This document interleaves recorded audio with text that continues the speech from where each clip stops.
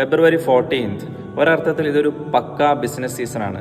Chocolate കമ്പനികൾക്കും teddy bear മാനുഫാക്ചേഴ്സിനും diamond മെർച്ചൻസിനും വേണ്ടിയിട്ട് നിങ്ങളുടെ ഇമോഷൻസിനെ അവർ ഇൻ ക്യാഷ് ആയിട്ട് ബിസിനസ് ട്രേഡിംഗ് ആക്കി മാറ്റുകയാണ്. ഈ ഒരു ജനറേഷനിലും ഒരാൾ സിംഗിളായിട്ടിരിക്കുക എന്നുള്ള ഒരു കുറവുള്ള കാര്യമൊന്നുമല്ല.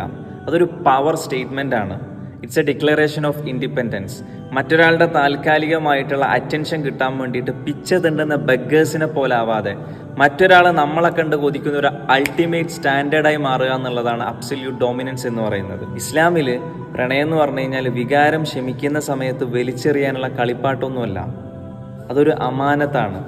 ഒരാളുടെ ഹൃദയത്തെ കൈപിടിക്കുന്ന സമയത്ത് അത് അള്ളാഹുവിനെ സാക്ഷി നിർത്തിയിട്ടായിരിക്കണം.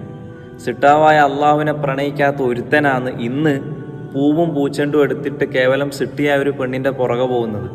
ഒരു മടിയും ഇല്ലാതെ നിങ്ങൾക്ക് ഹറാമായിട്ട് പ്രണയിക്കാൻ തോന്നുന്നത് നിങ്ങളുടെ കൽബിൽ ശരിയായ പ്രണയം, ശരിയായ സ്നേഹം